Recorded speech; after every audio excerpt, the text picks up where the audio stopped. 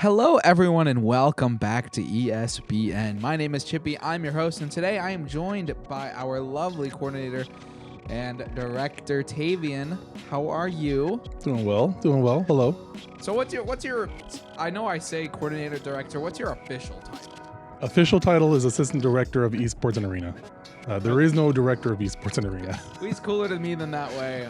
He basically leads us all, kind of guides us through a lot of this path and kind of sets up all the teams and gets us all in the one space, and his job is to really provide that space and also the leadership that is needed a lot of the time, as well as all the production stuff in the background, which we're going to talk about today. And to give you a little bit of a rundown of what we're going to go over, if you are unaware of where we are listening to, we are listening on 89.1 WIDR FM. You can find us online as well at widrfm.org, I believe. So go check it out online there. Last week's episode has aired already, so if you have not heard about the butter shenanigans from last week's episode, I recommend you go and take a look. You gotta listen to the whole episode, though. You get a little bit more context that way. But to kind of further go into what we have today, we have a little bit of a recap from our matches going on this week. We have one coming up on Saturday as well, which we'll go into. Rocket League season has been a little bit behind the scenes right now, and I have Tavian here, who is also the coach for that team, to help me kind of talk about that and give you guys an idea of how Rocket League is doing, as well as we're going to go into a little bit of the production here for WMUEsports. If you ever are online, you can see all the types of streams and the content that we produce. And we do our best, really, to provide the best kind of entertainment to you guys out there to watch online from home and have a great time if you're not able to come in person to our arena. So Tavian helped kind of foster the original environment, and I'm kind of taking the lead on that, and we'll get into a little bit more of that later. If you do not remember already, I know I've already said it once, it's a shame, but 89.1 WIDR FM, thank you guys so much for allowing us on the podcast and hosting us. Each and every week is an amazing time to be on here, and we love to talk about esports on the podcast. But to give you guys a little bit of a recap from the previous weeks, on Tuesday, if you had missed the stream, our Broncos had faced up against Toledo on the ESC Conference Twitch, and we had quite a match against them. A lot of role swaps in and out.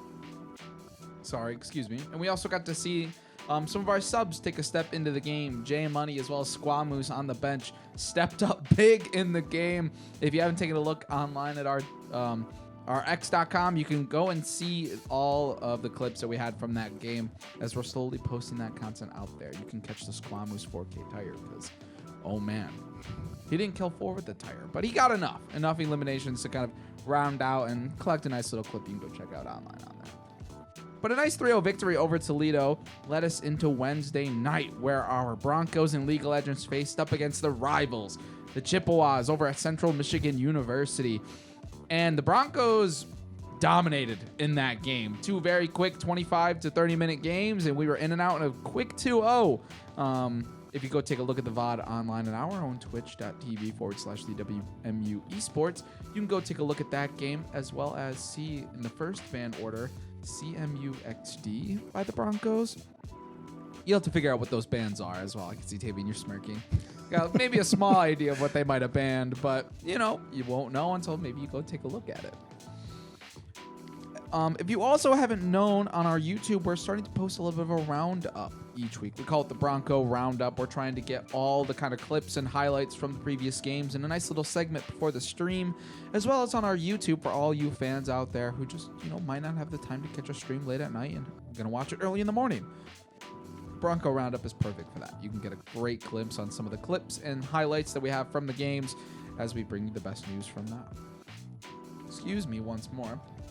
Later on this Saturday, if you are free, around 3 p.m., our Broncos will be facing up in League of Legends against Northern Kentucky University. It should be quite a match. I'm very excited. We're off to a big 2-0 start in the CLOL right now, Tavian, and it's looking great. But that's League of Legends. That is the Overwatch team. Now, let's get a little bit more into the nitty-gritty, and let's talk about the Rocket League team here, because we haven't really talked much about them since the fall. We heard, quite a great season, able to make a little bit of headway later on in the season, just falling short to NIU there in the playoffs at the very end. But Let's talk about this season so far. I've heard they've entered the Great Lakes Collegiate Rocket League, or GLCRL, as we'll mention here. But how has that been going for the team? So far, so good. They had a minor like a month ago, the first minor for spring, and they got second place, losing to it's a team that actually qualified for CRL. It's the white team. They have like two different colors. I want to say it's Oakland, but I could be off on that one. But because of that, now we have a bye for tomorrow, because that's minor number 2. And so we don't have to do the qualifying portion of it. I think we just go into Saturday and play games from there. So I'm not sure. They haven't posted a bracket yet, or like what the rankings just are. They've only posted it pre number 1 minor, so I'm still waiting for that information, but we're sitting pretty good. I've been talking to the team, and they've been doing scrims and just kind of like watching some matches and such, and just trying to plan for this match. We only have one varsity team this semester. We decided to focus more on just one team being as good as it can, have one sub, and then hopefully, which worked out, the club having 2 teams. Yeah, and that's a great part on the bottom side of the club. You know, they're doing really well. They've been having in-house scrims now for the past like 2 weeks in prep for their season start next week. So that's super exciting to see, especially on that varsity roster being J-Bar, Gengar, Tempo coming back, and then Skirt, an old player who had a name change and has come back this semester, finally being free once more. So really the starting 3 of Skirt, J-Bar, and Gengar are quite a powerhouse, it seems like, so far. Yeah, they've done really well. Talked to them, and they said they did a lot of practicing together. They, as individuals, they were all really strong players in different ways, but as a team, they just hadn't figured it out last semester. And not being able to practice consistently, they weren't quite there yet. So now that they're all able to play and practice consistently, now they're starting to see those benefits. That team chemistry is starting to come out a little bit more. Gotcha. That's super exciting to hear. And are you guys even looking forward to the CRL qualifiers that I think are coming up in a few weeks now, possibly near the middle of February, I believe? Yeah, so they haven't posted it yet. Really? Yeah, I was talking to Gengar about this recently, because normally we'd know by January. That's what I thought. I was like, usually the announcement's out by now that it's like middle of February or late. Yeah. I know there's been some shakeups with Psionics and Epic, so I don't know what their full plan is with the Collegiate Rocket League yet. But I'm hoping they post it and it's within the semester, hopefully. Yeah, there's a lot of stuff that goes into that. You know, there was a lot of the oh goodness, what is the oh, I'm drawing a blank. What's the highest Rocket League division? Oh, RLCS. RLCS, that's what it is, of course. Sorry. So they have a different RLCS format this year, right? I believe they announced a lot of changes going into that format and ways it's going to change. So I'm super excited to see even for that how it could differ, and maybe ways they could do that to change the CRL format as well. Yeah. You know, most of the times it's 100 teams going to an open qualifier for CRL. Like 800. Right? Okay, so way more than I even thought.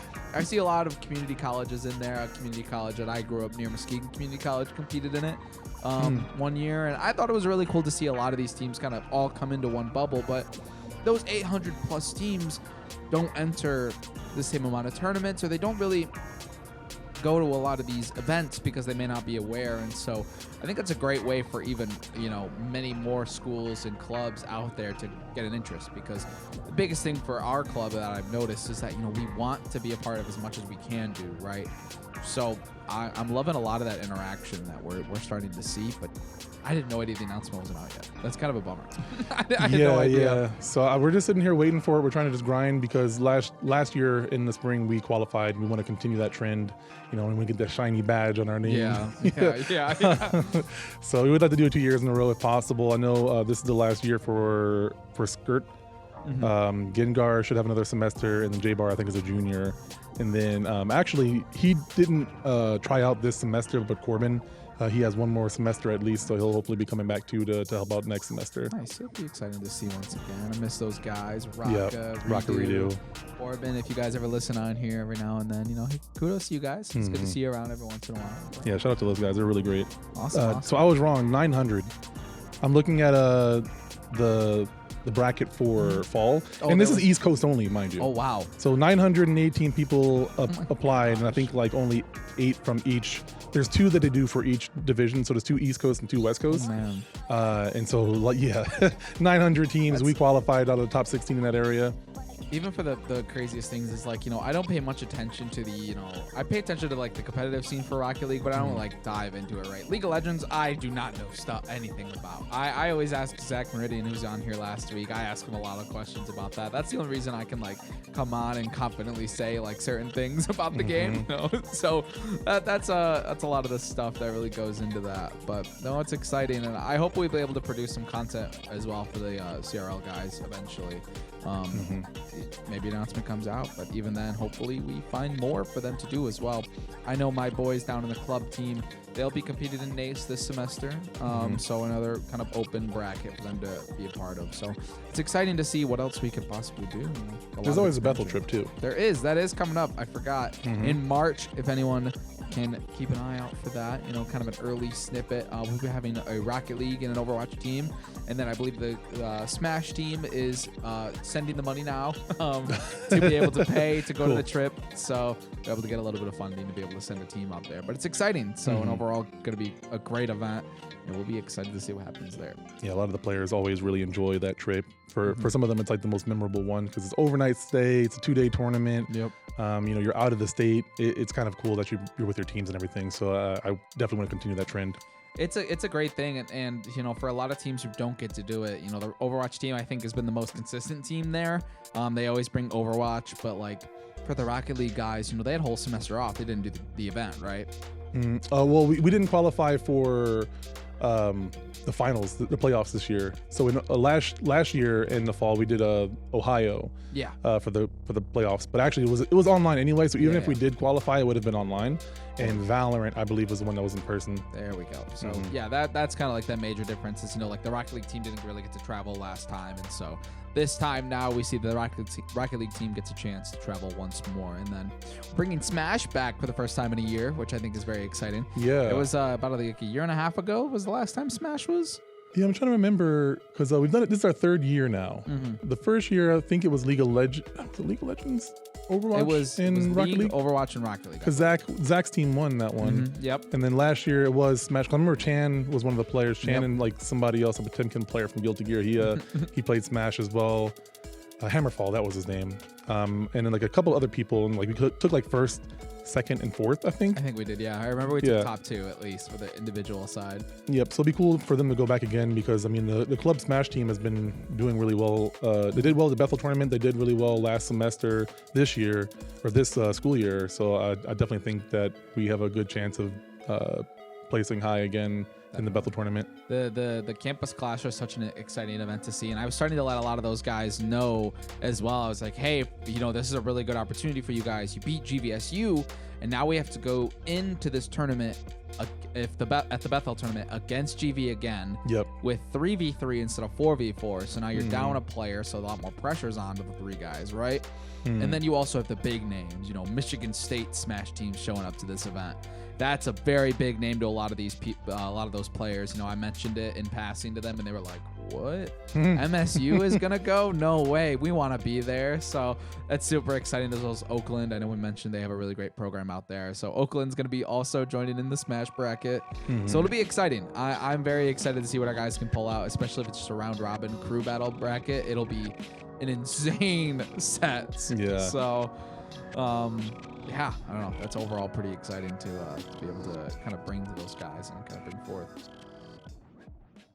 You guys are listening to 89.1 WIDR FM. Now, Tavian, I know a lot of the things we do around here isn't always, hands-on with the teams, right? We're not always being involved in the games. Right. We may be gamers. We love to play some Rocket League duos every now and then in the background. But the biggest thing I think we work hand in hand with a lot more recently is that production side of things. And if anyone's been online or even listening to our podcast, Adam, the one in the booth here, he produces the content for us. But when we're upstairs, in our own esports arena, trying to create all those graphics and scenes like that, it takes a lot more of a staff behind us to really help with that.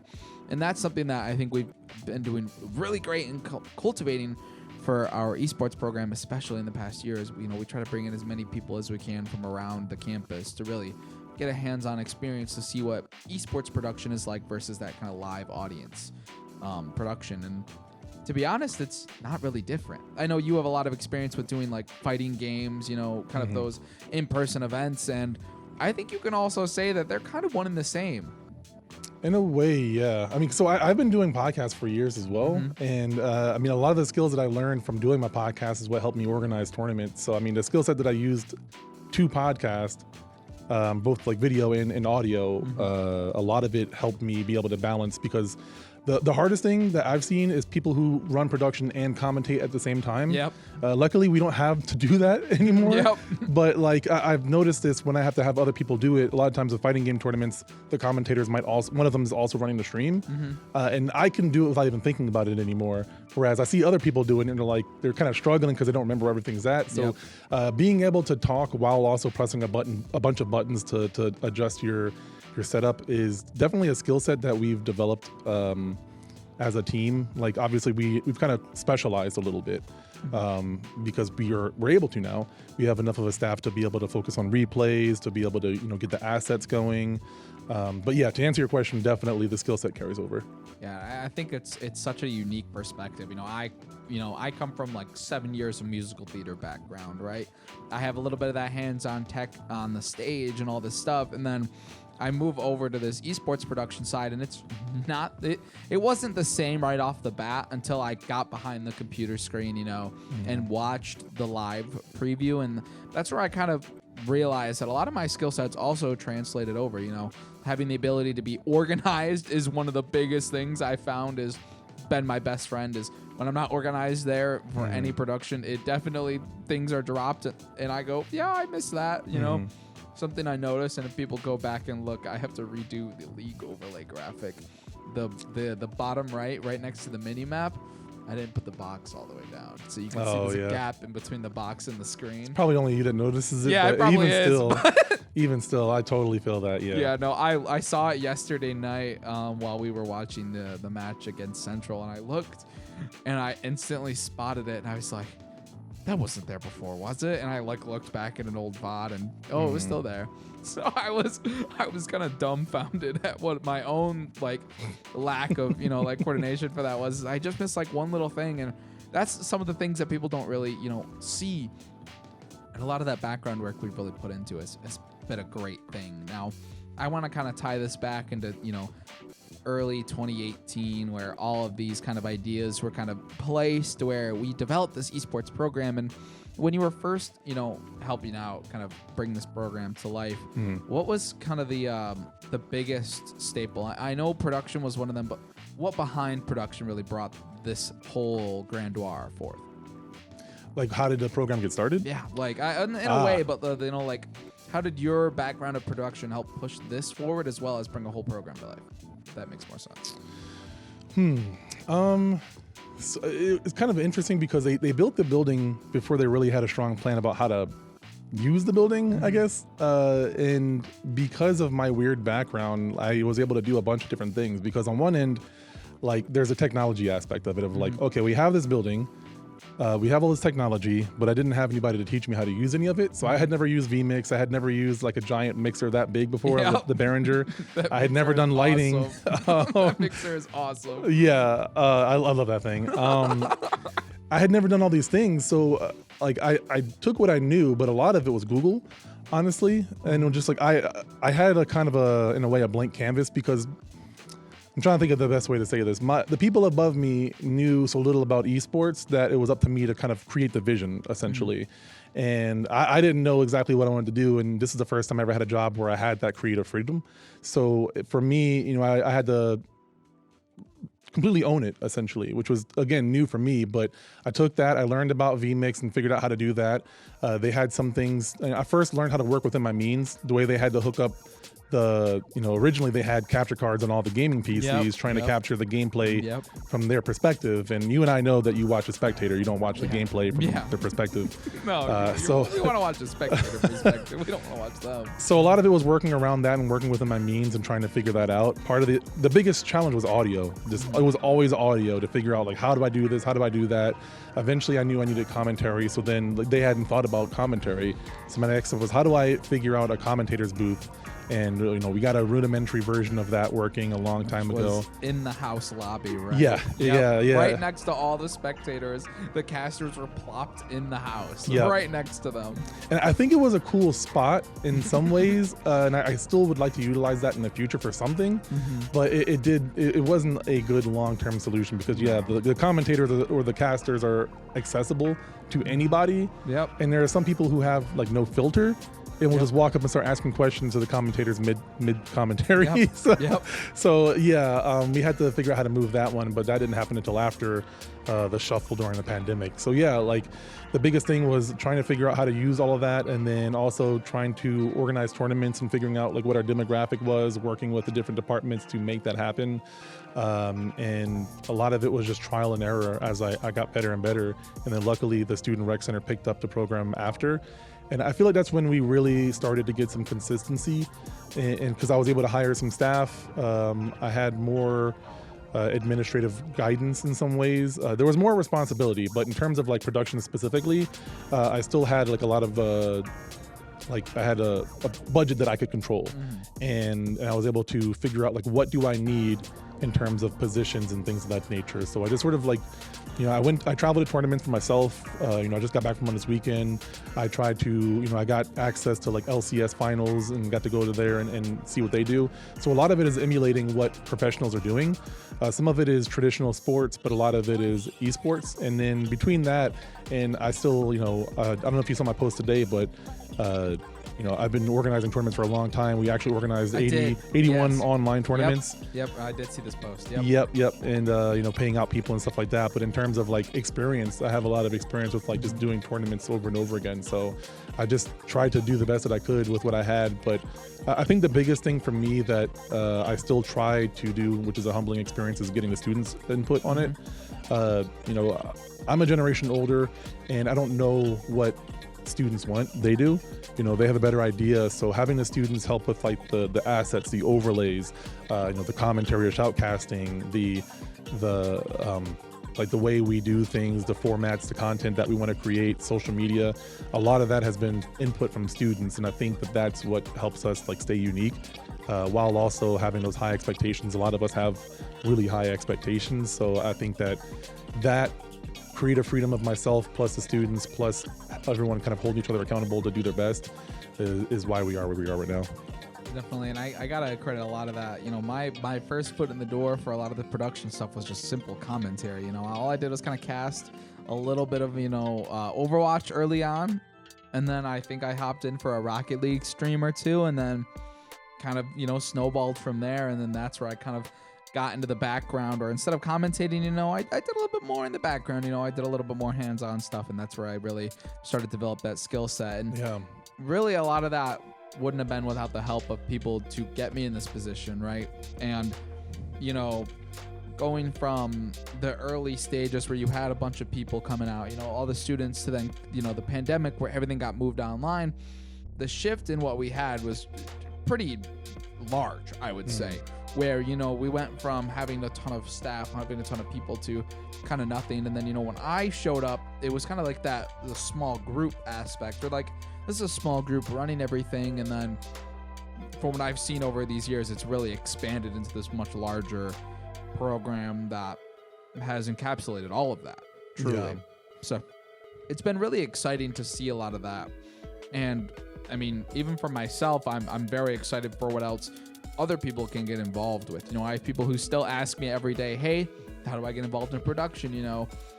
And all those opportunities I can present to them. And then, it's like time of day stuff where it's like, it's so hard to fit a lot of this stuff into your schedule if you're not, 100% in on it, Mm-hmm.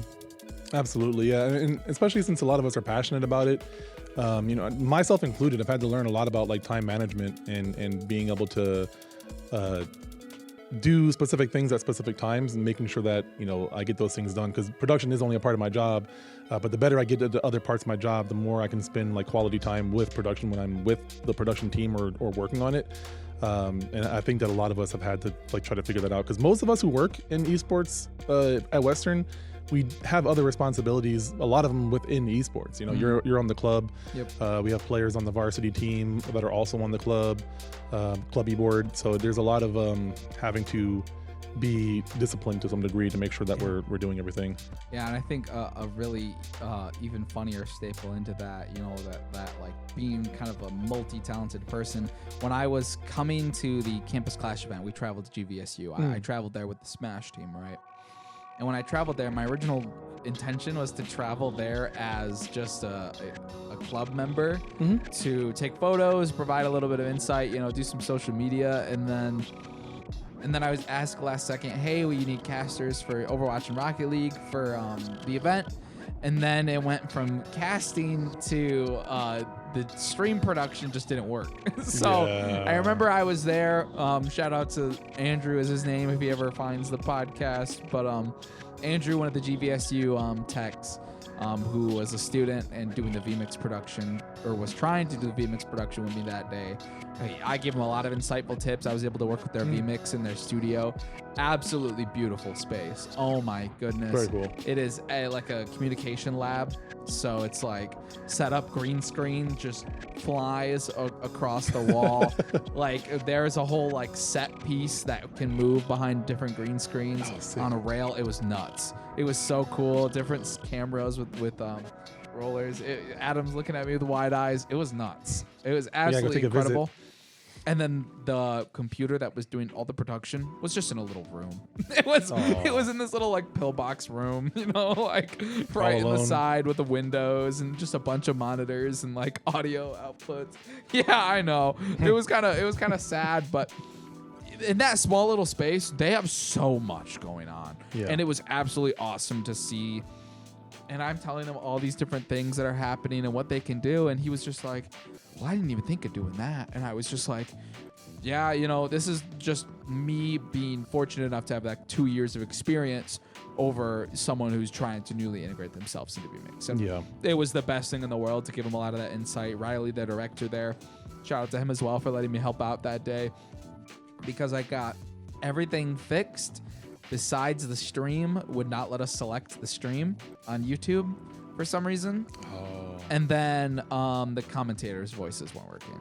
So I got everything working besides those two things. So I really hope they figured out whatever that issue was in the meantime. Yeah, I'll have to reach out to see if I can help them with that too if they can't figure it out. Yeah, it was really That's cool. always fun. It was awesome. They have a lot of opportunities in there to do a lot of cool stuff.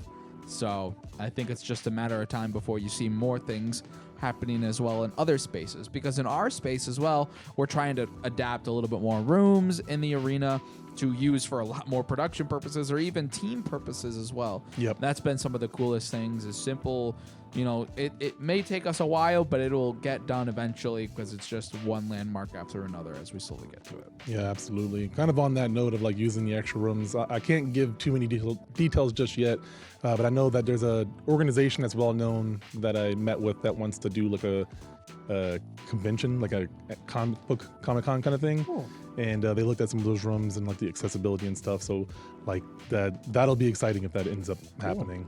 We'll see. It's exciting. And truth be told, once again, it's going to take time for us to even, you know, renovate a lot of these rooms, because this building, I believe the esports building the Little Theater was originally built in the 80s? Like 60s. 60s? Yeah, it's I old thought it was 70s, and then I was like, I think no. it's 80s instead. Yeah, it's like 60s or older. Yeah. Wow. So a lot of that stuff in there, like if you ever get a chance to go online and take a look at photos or ever get a chance to come in person, a lot of the stuff on stage, the whole stage floor got redone recently. We have a bunch of PCs and wiring in there that you may have never seen before. And if you were, you know, able to see it before 2018, you know, a while back. But that's a lot of the stuff that we even can do in that space. That's truly incredible. Yeah. You know, the booth up top that, you know, would be a simple production booth for staff. It's just like audio and lights and stuff. And we don't do that. We just put two computers in there and then go crazy, you know? So those are some of the small differences. But yeah, that's a lot of the production stuff we have now today is truly incredible. Yeah, I would agree. And then I agree with you with like stop by if you can, or like reach out to me. I can definitely get my contact information. But I was working on some PCs today. I was installing Tekken 8, and like I just used to I had unlocked it earlier because also we got like a 64-inch TV or something for VOD review. Oh, I gotta put the stand, but we have like a wheel. In the green room? It's in the green room right now, but we're gonna hook it up. I gotta like set it up and everything. Okay, The door was unlocked and they stopped by, and I was like, who are they? And they poked their head in, and I was like, hey, who are you guys? He's like, I'm sorry, we're just stopping by. And I was like, well, do you guys want to tour real quick while you're here? Because like they only saw the house, right? They didn't see, the lights weren't really on or anything. So I was like, you want to check it out? And so they're like, sure, yeah. So I showed them around the area. I showed them the production area, like explained, the usual stuff. And they're like, we had no clue that this was here. We were just kind of like walking around campus and stumbled upon it. And like those are the kind of interactions where it's like, yeah, I think of the TARDIS, Doctor Who at all. Yep. Bigger on the inside. Yep. If you see from the outside, you just have no clue. No, even if you're outside. Idea. Yeah, no, it's absolutely massive in there. You walk in and the house is just open. You're absolutely in shock for a moment. Yeah, especially with all the lights on. So yeah, reach out to me or reach out to one of the club members. During before 5 a.m. or 5 p.m. Excuse me. I'm probably going to be at 5 a.m. Yeah, I'm going to give a tour at 5 a.m. to some gamers. No, before 5 p.m. You can stop by and just let me know in advance. And if I'm not like in a meeting or something, I'll definitely show people around. After that, usually we're going to have some staff member here. Wednesdays and Tuesdays we have game nights, so those are good nights as well. Or open play. Still up at 5 a.m. We all know this. Yeah, there are. If I wasn't a family man, I would be if I didn't have this job and a family man. So yeah. Oh goodness. But yeah. That is all I really got for you today. It was a pretty quick day. There wasn't anything that I had to kind of go over that was insane. We're trying to get some more amazing staff around Western onto the podcast soon. So if you are free on some Thursdays, I plan to reach out a little bit more to some more Western staff as well as people at the Student Rec Center to possibly come on and get an outside look at what esports was to people who didn't know about us until now, right? We got to get Amy. We do. Oh, she retires in February. That is right. We should try to get Amy. Yeah. Oh, goodness. I'll let her know. So shouts out to Amy Seth. So she's the director of the Student Recreation Center. She's been overseeing that place for a long time, and I wouldn't have the job if it wasn't for her. So she's a great human being. Unfortunately her mother is having some issues health wise, so she's been back and forth between here and Colorado. But she's decided to finally retire, which she was supposed to retire last year. Yeah. Didn't work out. I remember that. And then last semester she was supposed to retire, but yeah, so definitely would be great to have her on. She still says she's going to be supportive and come around and help, but just when she wants to, and rather than being on a schedule or anything. Right. So yeah. So it'll be exciting. We plan to do some reaching out like that to get some Western staff from the outside looking in, because you hear from the players all the time. You hear all the awesome stories, and you hear me ramble on about crazy things about the games all the time, but you don't really hear about what esports looks like from an outside perspective, as a viewer perspective. I've always brought on players, right? Last week I brought on an Overwatch coach who only helped out on the club side and he's not a student anymore. And I invited him on to kind of get that perspective from Aaron Marcus, or Captain Daddy was his tag. He competed 4 years ago at this point now, but an amazing thing. He got on here and he was super excited. He was very happy, and he got to share a really funny story with us, that one that I've never heard of. So that's kind of the stuff they want to see, and I'm excited for what else we can kind of bring in from an outside perspective. For sure. You guys are listening to 89.1 WIDR FM. My name is Chippy, and I am joined by my great friend Tavian, and we will see you guys later. Goodbye. Bye.